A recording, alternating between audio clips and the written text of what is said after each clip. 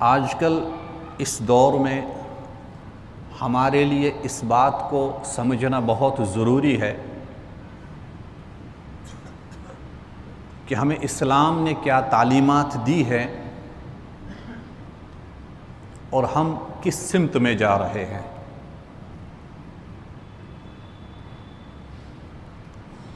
نبی کریم صلی اللہ علیہ وسلم نے فرمایا الید العلیا خیر من ید السفلی،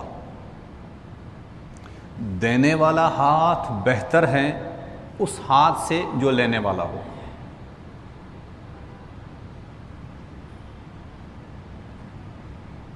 اکثر و بیشتر ممبر و محرابوں میں یہ بات بڑی زور و شور سے بیان کی جا رہی ہے کہ نبی کریم صلی اللہ علیہ وسلم کے گھر میں چولہا نہیں جلتا تھا، کھانے کو روٹی نہیں ہوا کرتی تھی۔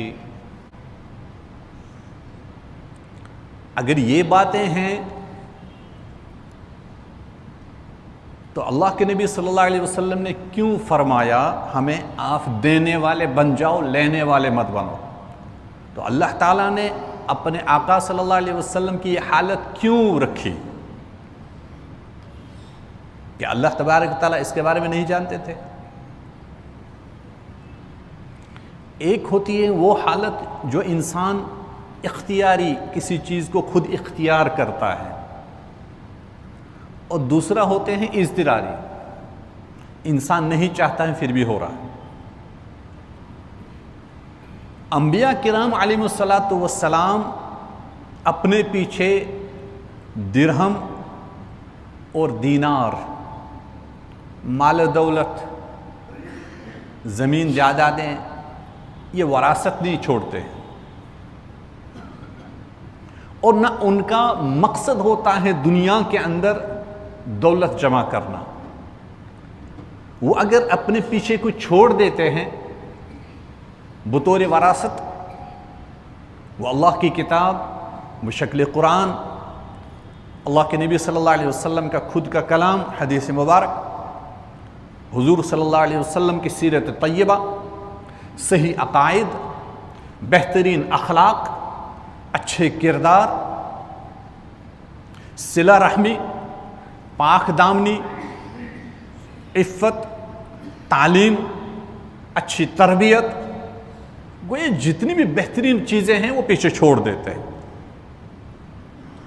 اسی لیے نبی کریم صلی اللہ علیہ وسلم نے جب اس دنیا سے رحلت فرمانے والے تھے، انہوں نے فرمایا میں تمہارے درمیان یہ چیزیں چھوڑ کر جاتا ہوں، ایک ہے کتاب اللہ اور ایک ہے نبی کریم صلی اللہ علیہ وسلم کی سنت،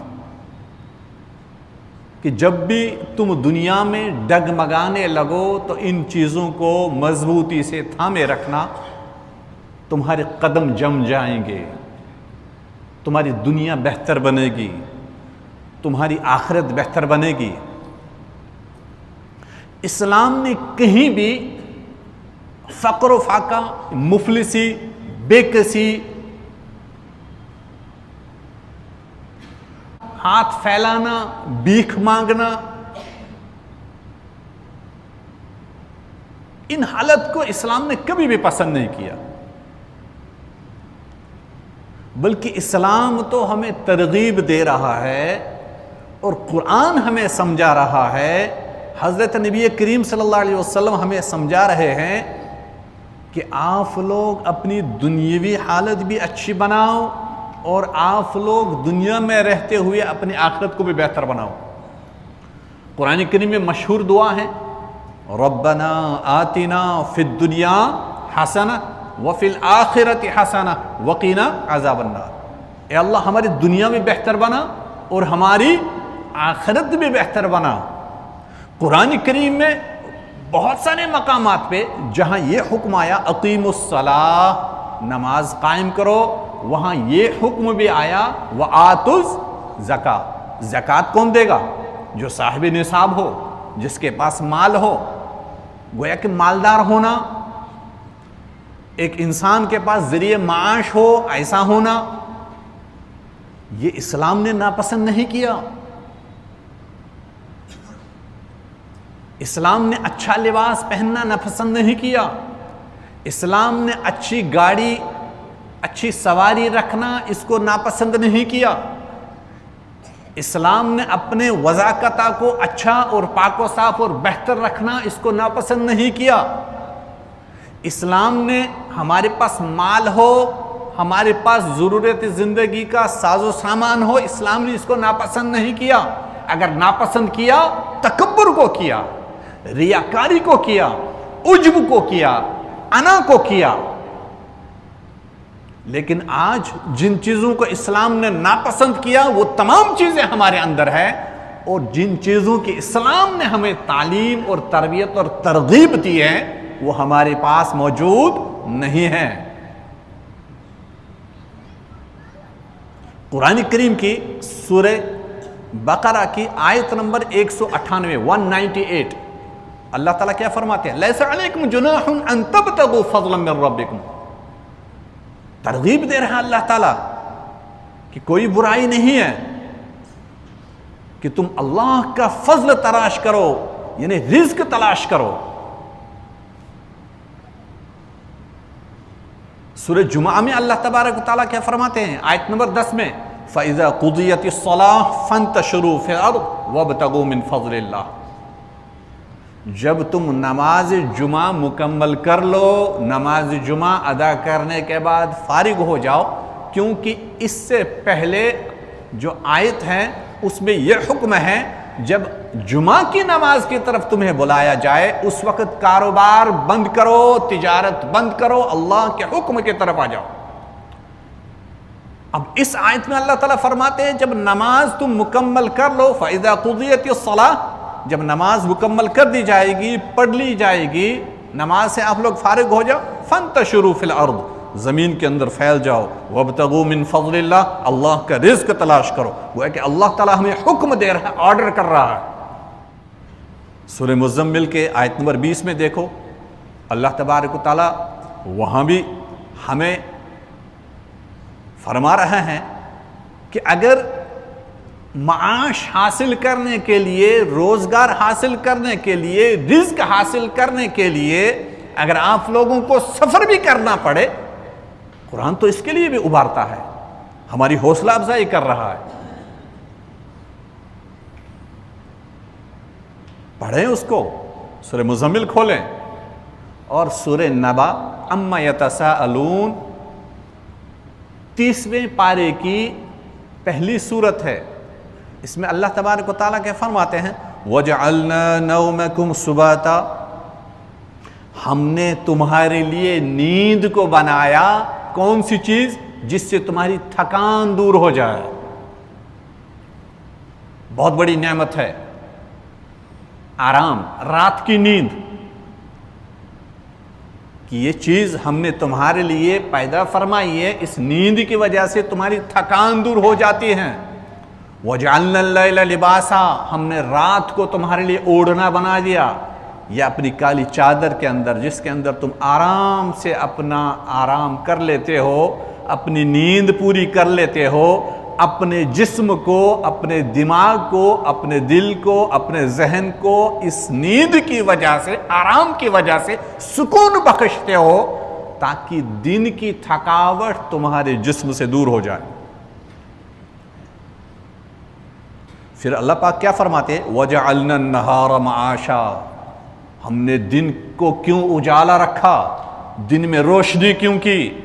وَجَعَلْنَا النَّهَارَ مَعَاشًا، ہم نے دن کو تمہارے لیے روزی کمانے کا وقت بنایا، کہ دن کے روشنی میں تمہیں روزگار تلاش کرنے میں کوئی دقت نہ آ جائے، کوئی پریشانی نہ آ جائے، کوئی دشواری نہ آ جائے۔ دن کو روزگار کی تلاش میں نکلو، اللہ تعالیٰ کے پیدا کردہ اسباب کو اختیار کر لو۔ جب تھکان ہو جائے گی تو ہم نے نیند تمہیں عطا کی، رات کی تاریکی عطا کی جس میں تمہاری تھکاوٹ دور ہو جائے گی۔ دوسرا دن آئے گا پھر روزگار کی تلاش میں نکلو۔ اسلام نے پسند کیا ہے اس چیز کو، اور جس چیز کے ہمیں قرآن تعلیم دے رہا ہے، قرآن ترغیب دے رہا ہے، مسلمانوں نے چھوڑ دیا۔ اسلام کہتا ہے کرو، روزی حاصل کرو، اس شرط کے ساتھ تمہارے رزق میں، تمہاری روزی میں حرام نہ ہو، چند چیزوں کی قیود کے ساتھ، تمہارے اندر انا نہ آ جائے، تمہارے اندر تکبر نہ آ جائے۔ علامہ ماوردی رحمۃ اللہ علیہ وہ لکھتے ہیں بنیادی کسب معاش کے جو ذرائع ہیں وہ تین ہیں، بہت بڑے عالم گزرے۔ ایک ہے صنعت کاری، جس کو ہم کہتے ہیں، حرف صنعت میں سارے کام آتے ہیں، پشمینے کا کام آ جائے، گھروں کی چنائی کا کام آ جائے، لوہار کا کام آ جائے، پینٹ کا کام آ جائے، پیپر ماشی کا کام آ جائے، صنعت۔ دوسرا زراعت، جو ہم فصل بوتے ہیں، فصل کاٹتے ہیں، پھل فروٹ میوہ، اناج دانہ، گیہوں چاول ہو، مکھی ہو، دوسرا۔ تیسرا کسب معاش کا تیسرا بنیادی ذریعہ وہ ہے تجارت۔ اس تجارت کی ترغیب قرآن نے ہمیں دی ہے۔ اللہ تعالیٰ نے قرآن کریم میں فرمایا احل اللہ البیع وحرم الربا، اللہ تبارک و تعالیٰ نے تمہارے لیے تجارت، خرید و فروخت کرنا یہ حلال قرار دیا ہے۔ مسلمان جو ان کاموں میں لگا ہے، جو کر رہا ہے، وہ دین کے مطابق نہیں کر رہا ہے، اور اکثر و بیشتر ہم دیکھتے ہیں اکثر و بیشتر لوگ ان چیزوں سے دور ہیں، اور سوچتے ہیں شاید ہم راتوں رات الادین کا چراغ ہو جائے، راتوں رات ہم ارب پتی اور کروڑ پتی بن جائے، شارٹ کٹ سکیمیں ڈھونڈ رہے ہیں۔ اسلام میں کوئی شارٹ کٹ سکیم نہیں ہے۔ جب ایک انسان شارٹ کٹ سکیمیں سوچنا شروع کرتا ہے تو اللہ تعالیٰ کی نافرمانی اور اللہ تبارک و تعالیٰ کے بغاوت میں پڑنے کا شکار بن جاتا ہے۔